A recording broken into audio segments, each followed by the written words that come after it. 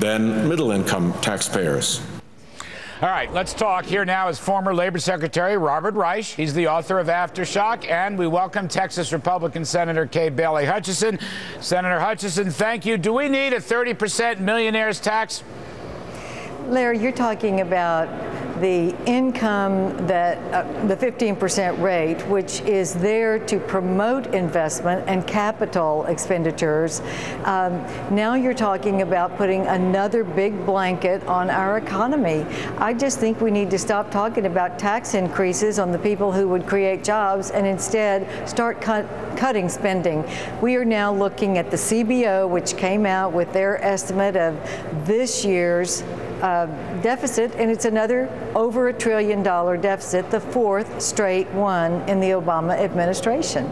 Robert Reich, the capital gains tax, 15%, is a double tax on corporate profits. The real rate for investors who pay that is actually 45%. That's one of the worst in the world. Why on earth would we want to go down this road, Mr. Reich? You know, Larry, I have been listening to the same claptrap for years and years and years. You know, in the late 1980s, you remember, the capital gains tax was about 35%. We did not suffer. Those were the years that you think are very, very good years. And if you go back to the 1950s under Dwight D. Eisenhower, who nobody considered a socialist, we had a marginal income tax on the top earners, the equivalent of people earning $1 million today. That was, if you include all of the deductions, all the tax credits, was about 52%, and the economy did fine. In fact, the economy grew in the 1950s faster than it's grew today. So it's absurd. I mean, I don't know why you guys are so concerned about raising taxes when we have, wait a minute, I don't know. We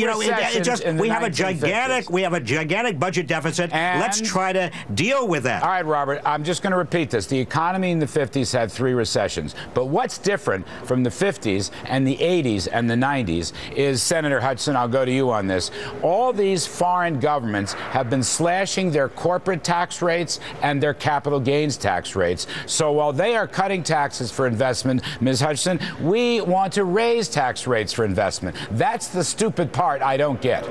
Well, and of course, we already have the highest corporate tax rate in the world, except possibly Japan, which is a damper on our economy. No one could say our economy is thriving right now.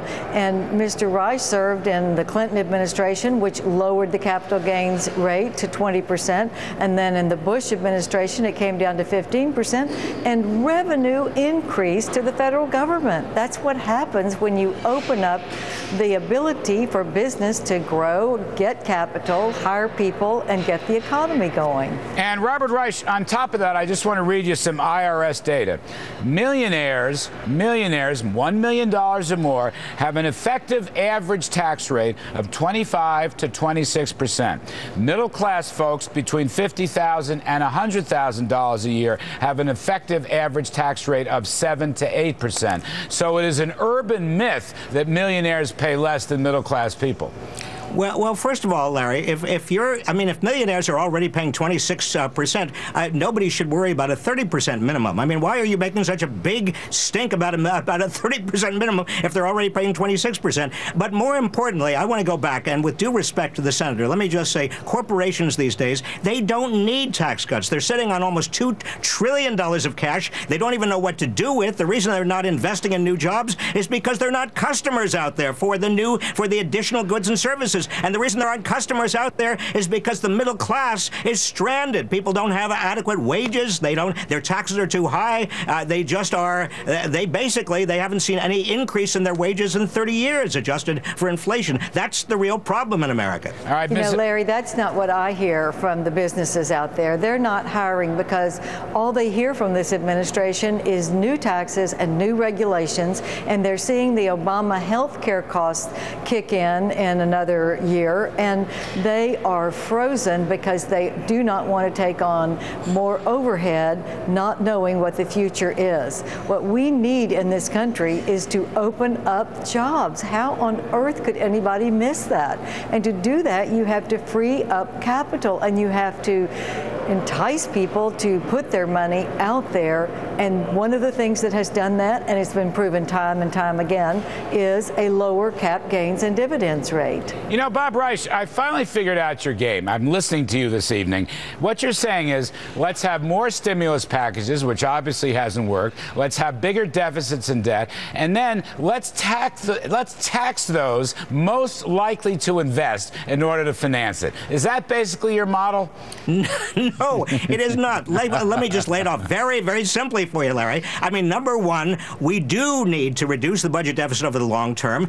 The people at the top in this country are now taking home, in 2007, 23.5% of total national income. They've never had a marginal income tax so low since the late 1920s. Why don't we just raise the marginal income tax to something that is at least appropriate given the size of what they're taking home? But secondly, 15%. do not cut the budget deficit until there is a trigger. And I'm going to give you the trigger, and that is we get unemployment down to 5%. We cannot afford to cut the budget deficit right now in terms of additional cuts in spending. Why? Because we need the demand, because consumers are holding back. And that is a basic principle of economics. I'm going to give Senator Hutchison the last word. Senator Hutchison, let me ask you this. Did $5 trillion of new debt over the past 3 years plus help grow the economy, as Robert Reich suggests? That's just stunning to hear someone say that. Everywhere you go in the world or talk to ambassadors from foreign countries, they say America must get its economic house in order for the global economy to settle down. And for us to be leading the way toward going to 100% of gross domestic product to debt ratio, which is where America is right now, is not the example that the world is looking for, and it certainly hasn't. Austerity economics is killing Europe. I've got to leave it there. Austerity is killing Europe right now. We'll do Europe another time. Robert Reich, thank you very much. Senator Kay Bailey Hutchison, as always, thank you very much. Okay, President Obama pushes yet